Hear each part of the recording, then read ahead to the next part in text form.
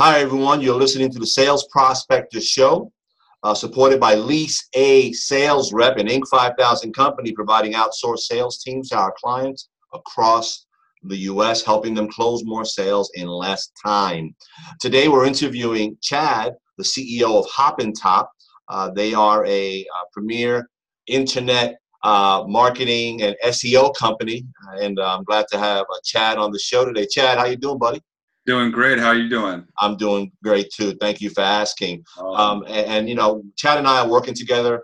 He's doing some SEO work for us. We're a national company, and you know, Chad has a lot of experience in doing this kind of work and generating leads and getting people to complete forms and driving traffic and all those kind of good things that obviously all businesses need, whether you're in the consumer side or you're on the B2B side. Everybody needs leads and phone calls to come in and the like. And Chad, you know, has a good business acumen in this space, understands the space, and has technology experience.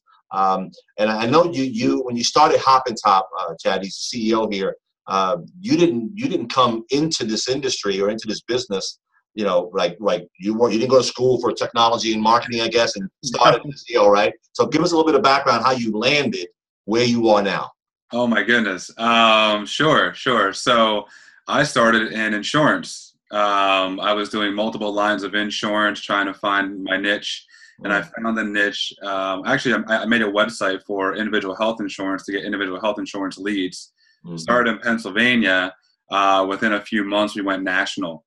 What was happening was I was learning how to do internet marketing. And at that time, I was also searching for SEO companies to help me with my project of the health insurance website. Going through many different other SEO companies and seeing the ones that are supposedly top ranked, they never did anything for me. So I tried to figure out the secret as best as I could. I was already driving traffic to my website, but I wasn't getting the rankings that I wanted. So I started researching and learning how to do it. And I had eventually ended up on the first page for health insurance quotes and also individual health insurance, which is one of the absolute toughest terms. And I was even on the first page for the other companies like Aetna, Blue Cross, all those big companies. So with that being said, it ended up being the fourth largest online health insurance brokerage in only a year or two. Actually top 50 out of 80,000 brokers in the country for individual health insurance. So how long ago was that? Like when you were doing that and then you landed at and started Hop and Top? I have to say 10 years ago. Okay, got it. Yeah. Okay, keep going. Sorry to interrupt. I didn't want to lose thought. Go ahead. Yeah. Yeah, about 10 years ago. I mean, I've definitely been doing digital marketing for 10 years. And honestly, the only reason we sold that company was because the whole market changed. Sure. And when I sold that company, I made a very conscious decision to say, well, if I can do search engine optimization and digital marketing like I've done for myself, after I've already hired all these other companies that tried to do it for me, I can surely go help other people out there. And it has been proven to be a great success. Well, that's fantastic. So have you noticed a lot of changes from when you were doing this stuff in the past, you know, when you were, you know, doing it for your own company and you were doing it in the insurance industry and now running a business? How has it changed from what you used to do then to drive your leads in your business to what you're doing now for clients? How's it changed a lot?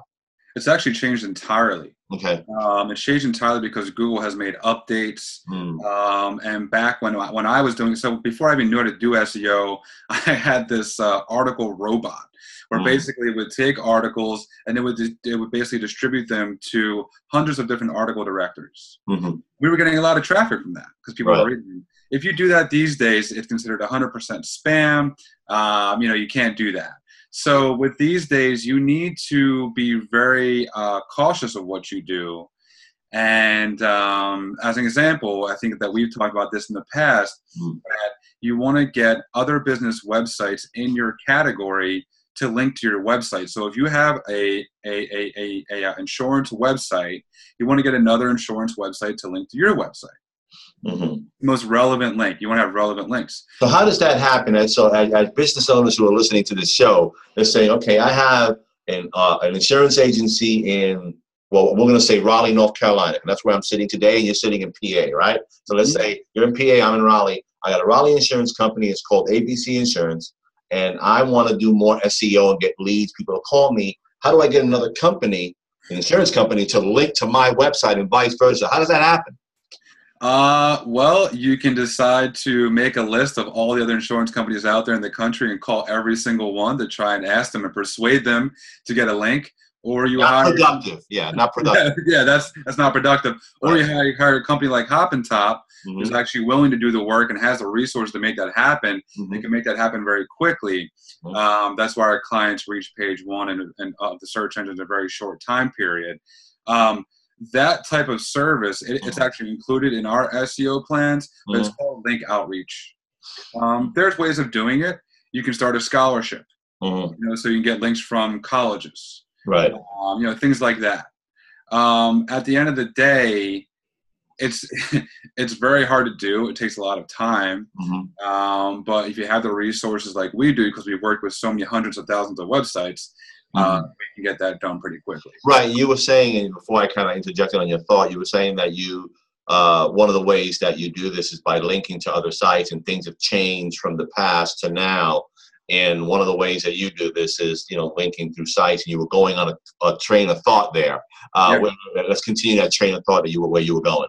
Sure. So the way people used to do it, I mean, we're talking 10, 15 years ago, is they would trade links. I would have a link on my site to yours. You would have a link to mine. Right.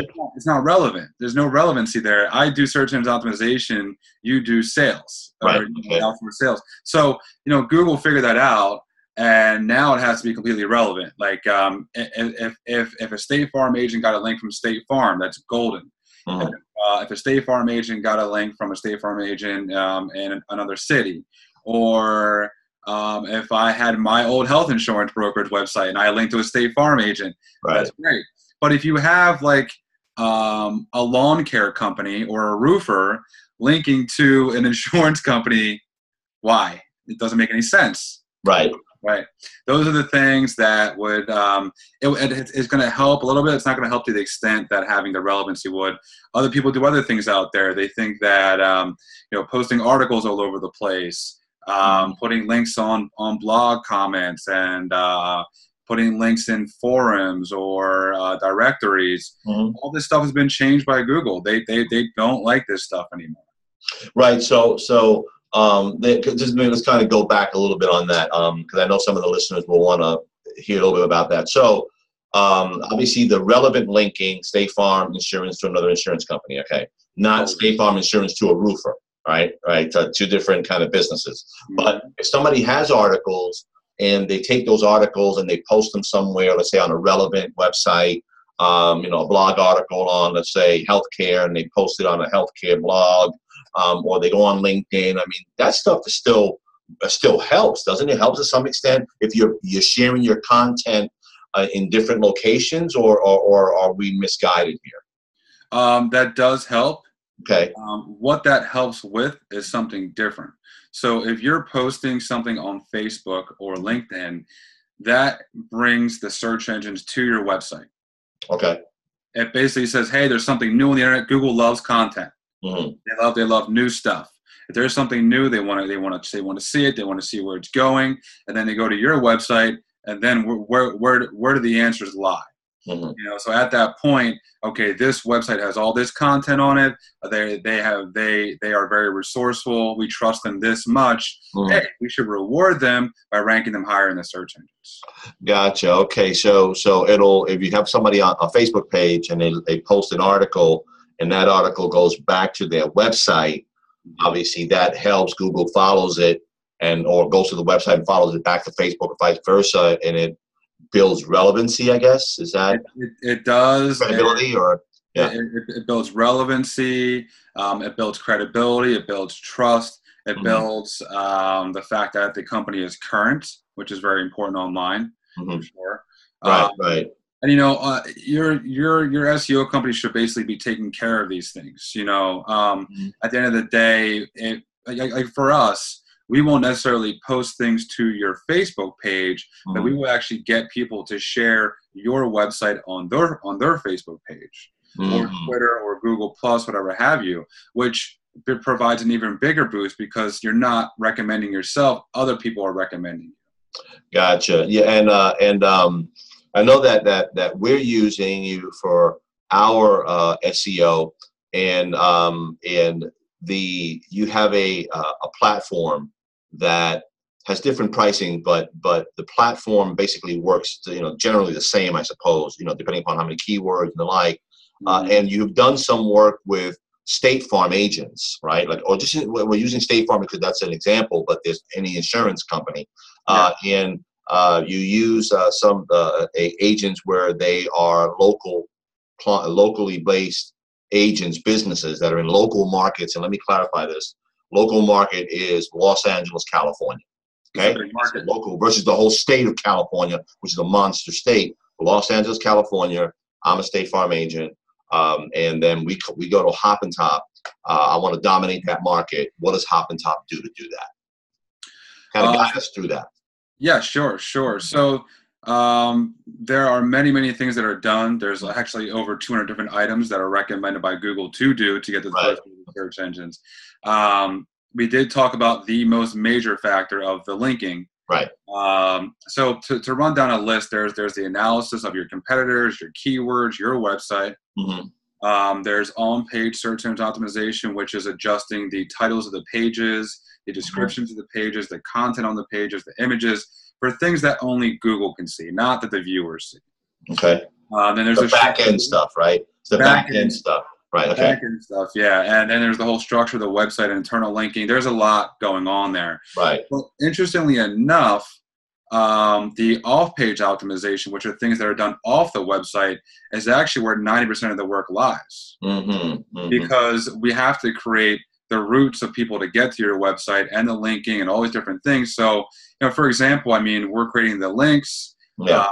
There's different types of links, like your URL, your keyword, some marketing stuff like click here, just some general stuff. There's all ratios to this. Right. Also targeting the maps on Bing, Google, Yahoo. All that stuff is extremely important. And then going into even linking to your social media like Facebook, Twitter, Google Plus, and Yelp, because at the end of the day, those also link to your website and helps it rank. And also, when we do this, it helps for reputation management. So if someone's searching your brand, those things are automatically popping up as well. And then, of course, you deserve to get a ranking report every single week. And you should definitely have a dashboard where you can log into with your company to see the work being done, all the reporting and everything else. So in short, that's what it is. There's a lot more to it, but at the end of the day, you definitely want to cover the basics and do what's necessary to get the rankings that you deserve. It's not very hard to do SEO. You just got to have the right resources and go about it the right way. For example, a company may want to, a smaller company, let's say, would want to produce a blog every day. Well, many people may think that's not. Many people may think that that's okay, but it's actually not. Google may think that you're churning out content in order to get rankings. Right. We have a client that gets 60,000 visits a month, and we only do one blog a week for them. Right. Yeah. You can't overdo it with Google. They kind of catch up on you on the technology. They got tools where they can verify. What they'll ping you or penalize you because they know that you're trying to drive traffic with all this content. It's not realistic. There's definitely an agenda when a new client comes on board. As a matter of fact, very interesting. I have a home inspection company in Chicago, a client of mine, and the guy's very meticulous, to say the least. He's an inspection guy. So he says he came on board. It was like a month in, and he's moving up. It says, hey, what can we do? So I said, I'll make some adjustments. I make some adjustments. He goes, 2 days later, he goes, whoa. We're moving from the second page to the third page. I said, look, you know, as long as you know what you're doing is going to be better, you move forward with it. Because what happens is when you make a small change, Google may push you back a bit and then push you forward. So after I basically said, look, just be patient. Give me 2 weeks. And now he's on the first page. Okay. You know, so he went from being on third page. I was pushing him to the second page. We make an adjustment. He goes back, and then he goes forward. Just gung ho forward, and now he's really happy. So now he's on page 1 for home inspection Chicago, which is great. Right, that's great. And just to clarify that a local search, local business in a local market is somewhat easier, and I couch the term easier to work with, like a home inspector in Chicago. Is easier because it's a smaller market. Let's say in Chicago there's 1 million people and you're dominating that market versus you want to dominate the whole state of Illinois. We're talking, millions and millions of people. It's a lot more work, right? I would use it very loosely, honestly. Okay. Some markets are extremely tough. But the thing with having a local market is you have more opportunities. You can be number 1 in the maps. Right. More organically. There's different things. You can be number 1 in the photos, things like that. I've had national clients where they're number 1 in 2 weeks, on page 1 in 2 weeks. I've had national clients that it takes them 90 days. It's all over the place. National is tough, but at the end of the day, it can be just as easy as local. It just depends on the terms. Like we have a client that does biking vacations. They're up there. I've had guys that do printing, which is extremely tough. Actually number 1 for banner stands across the whole entire country. Oh, wow. Guys like trucking jobs or truck driving jobs. All these things are very doable. For us, we're actually struggling with a certain keyword, and your other keywords are on page 1. This one's just being stubborn. But we do know down the road it's going to be on page 1. It's on page 1 for Bing and Yahoo. Google's being a little bit tougher. Right. That happens. Yeah. So, I guess the general statement, that from what I know about, SEO, given being in the internet marketing, sales and marketing space for, 14 years, that the smaller the market, meaning the people, the easier in theory it is to try to dominate a space. Usually the bigger the market. So, like, for example, if you're trying to do Manhattan, New York City, that's extremely competitive space, right? In general, I'm just saying, but it's confined space, but it's a lot of people who are fighting for dominance, I suppose. Well, what's interesting about cities like New York is that there's so many people there, you can start doing boroughs or, carve them out, right? Yeah. And then actually what we find is that if you are going to go after a certain city, it's best to do it in groupings of 5. So if you're doing roofing, you have your main keywords are roofers, roofing companies, roofing contractors, roof repair. Right. So if you're 1 city, you would go after 1 city with those 5. Then you add on another 5. So it's not to say that you're only going to rank for those 5 keywords. What that is, it's actually that you're going to rank for the toughest keywords, which will then trickle down to all the hundreds of thousands of variations out there. I actually, from my finance and economics majors in college, I call it the trickle-down theory, because that's really what it is. Right. I gotcha. And there's an effect by having the multiple keywords, because people are typing in very similar terms into Google. So if they're doing roofing Chicago or roofing contractor Chicago, so roofing is in the same word. They're both in Chicago, but one's adding contractor. So you're getting that that play on that search term, and hopefully they're being moved to your site. And obviously, part of the generating those leads, right, for the customer.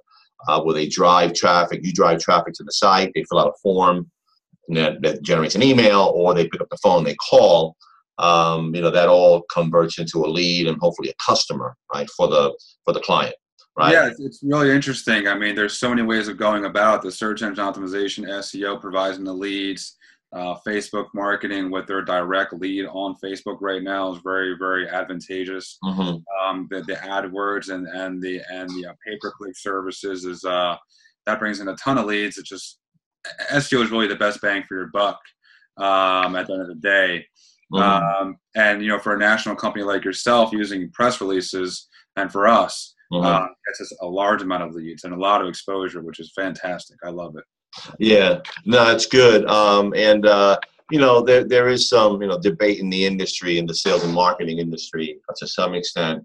I don't know about your industry, but in the sales and marketing, there's debate about if you're doing B2B, you know, where should you be, right? If you're doing B2C, right, where should you be seen, right? Yeah. So B2C, this is what we were discussing in our circles, that B2C, clearly you're on Facebook. You could be on Instagram, you know, because of the consumers are there, right?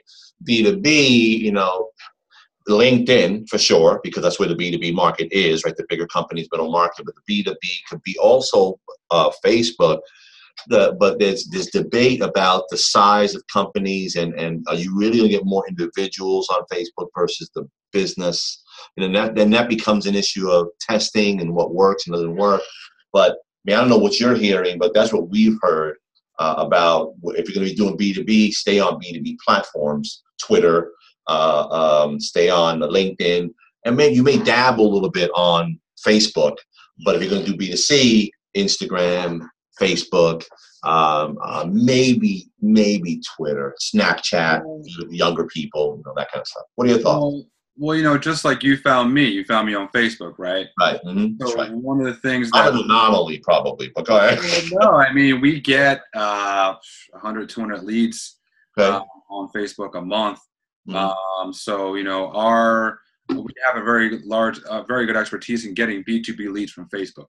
Okay. And also from Instagram, because we also remarket on Instagram. LinkedIn, I've never had any success with.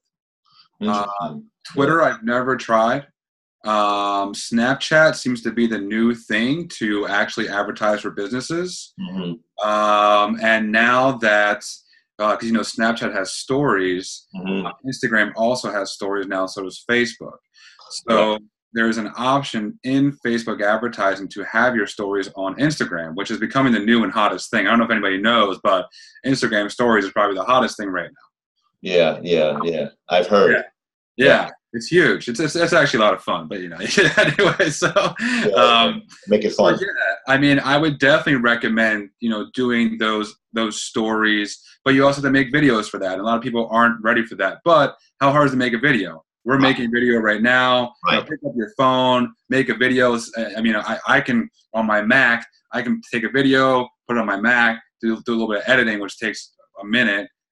Basically, throw my logo on there. Right. Bang, boom! I have a story for advertising. You know. Right.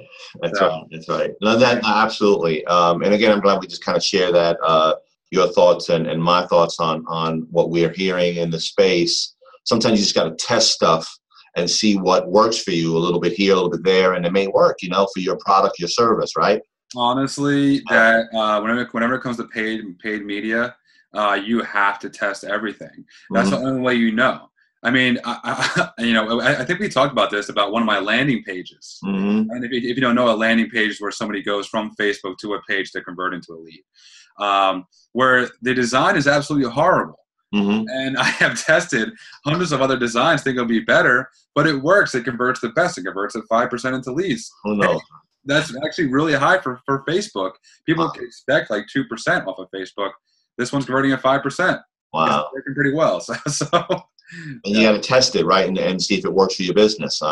Spend a few bucks on it and see if it works. And obviously, it's working for you. Well, one thing though, one thing. A lot of people think that you can just put an ad on Facebook and it's going to work. And you get very disgruntled and waste a lot of money. Right. So how it works, guys. It's really not. You got to really be in tune with everything and have the right interest in everything. No, yeah, absolutely. And it's what you say on the content, and has to be conversion content and hitting certain triggers, and to get them to respond and fill out a form. You know, you have to watch what you say and how you say it. Basically, get them to respond. One of the biggest things I've seen is try. The word "try" on Facebook. Yeah. Rather than being so direct, like get or buy. Yeah. Try works a lot better. Try, I got you. Yeah, give it a shot. As far as the you know, obviously you're in the SEO space and the internet marketing space. I mean, I get these emails every every day almost, from people all over the U.S., right? Or they say they're in the U.S. or they're overseas, right? And the emails typically standard will say, we reviewed your website. We look at the tags on your website. We look at the content on your website. You're not ranking for Google. You have broken links. They're saying all these things in an email. And I'm saying, well, you must have spent a lot of time on my website, right? And you know they didn't spend time on your website. It's more of a try to get you to call them. And they're SEO companies, or individuals overseas. You can tell by the bad English in the email, right? That and also it's coming from a Gmail or a Yahoo account. Are coming from a real business per se with a business email. Mm-hmm. So a lot of these guys are overseas, and a lot of companies and individuals are concerned about the SEO and internet marketing, right? Businesses and that are overseas. And they give them cheaper pricing. I mean, all this kind of stuff. And so, give us your insight on what are your thoughts on what some of these companies overseas are versus what you guys do here, and the difference. It's just very similar to our business, Chad. We have a sales company. We don't use any overseas resources. We're all U.S. based. All our people work for us. And there is some portions of our business, the phone calling piece, for example, prospecting, outbound calling, can be done overseas. And there are people that call businesses. You can hear the guy with an accent, and, hi, how can I help you? Those kind of things, right? So I like to send you a website, that they're calling from overseas. I apologize for anybody who just heard that and they take it personally. It's not personal. It's just a fact. That's all. So what are your thoughts on that? The overseas companies had and what you do and the like? The difference is in the hard work. Yeah. There's no templated standard to how websites should be treated for, especially with something so sensitive as search engine optimization. At the end of the day, these guys want to do the same thing for every website that is yielding limited results. I'll be honest, I've actually tested them. I said, hey, you guys, you think you can do better work than us? Which I do this with a lot of people, actually. Okay. Okay. I think you do better work than us. Okay, here's a website. Show me. Here's 5. Show me. Go ahead. And what it comes out to be is that they're basically doing about 10 to 20% of the work that we do. Okay. Which is just basic stuff. And by basic stuff, I mean getting citations. A citation is your name, address, phone number on like a Yelp or wherever. It could be wherever. Directories, I guess. Yeah, whatever. It could be Foursquare, whatever it is. Right. They unfortunately they do a lot of things that we have talked about previously in this discussion that Google doesn't like the article spamming that I used to do 10 years ago for the other company. Sure. That's just it doesn't work anymore. Mm-hmm. And when I say hard work, it's like, okay, are they going to look at your rankings in your website every single week and figure out what needs to be done? How deep is their expertise? Everyone here has over 10 years of expertise, and it's taught by me. Right. So at the end of the day, we know, okay, well, if this is going this way, we need to adjust this way.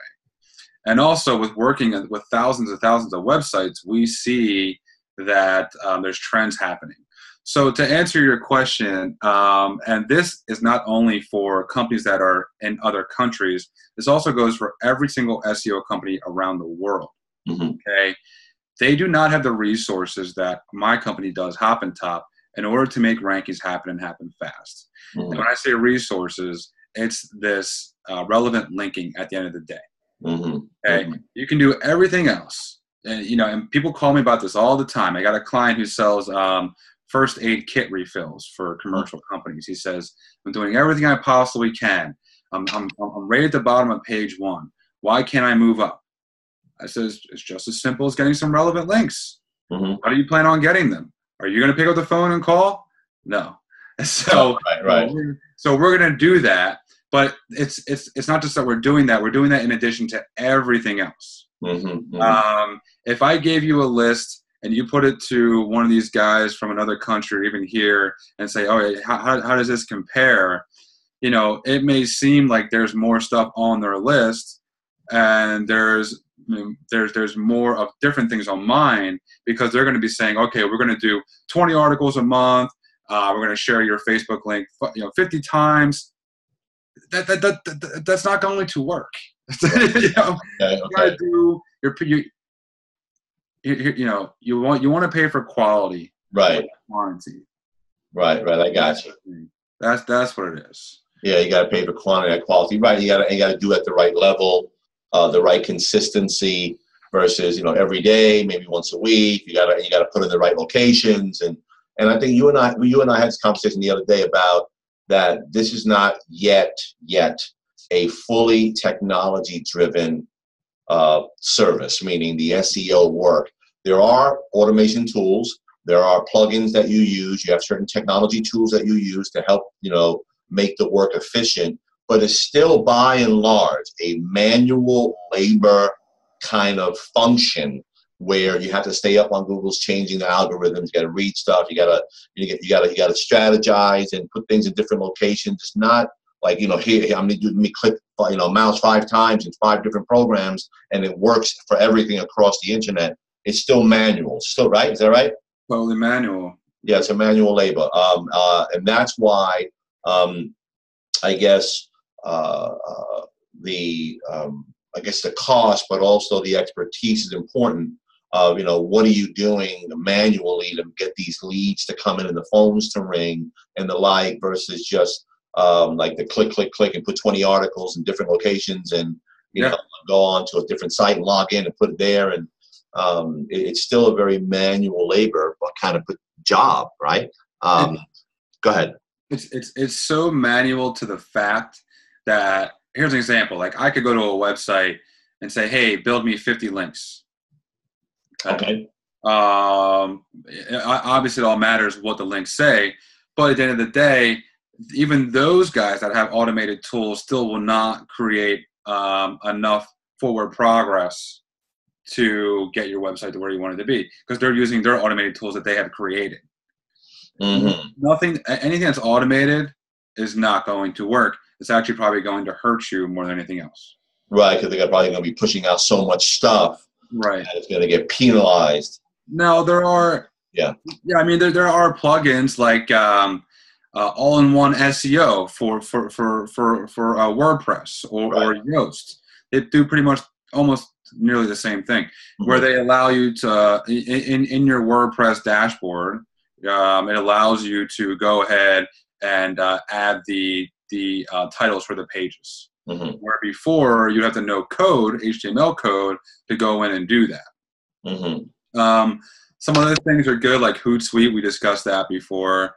Right. Tell people what Hootsuite does. Oh, Hootsuite's great. So you can make a blog post, or if you want to share anything, honestly, a photo, an article, you can post it to your Facebook, your Twitter, your Google Plus. Your blogger, not your blogger, your WordPress blog, all within one click. You can schedule it, anything. I love it. It works out great. Yeah, so that's an efficient tool, and that's really just for posting. You have to write the good content. The content, or whatever you're posting, has to be keyword friendly, right? For the goal of bringing in leads to your site, for your phones to ring, and then you write the content, and then you schedule it into 10 sites. But it's really, and that saves you time, right? Versus doing it manual, right? The manual www.facebook.com/ your company name. Yeah, that's just social sharing. I mean, yeah, that's a little bit of SEO, probably about 0.5% of it. But right. There's anything automated, I would really stay away from, honestly. I mean, we have a tool that we use, but it's basically so the website connects to our dashboard. Right. We have a dashboard where a client can log in, see all the work being done, see all the ranking reports. But we also publish content inside the dashboard that will then publish to the website. So it helps with that.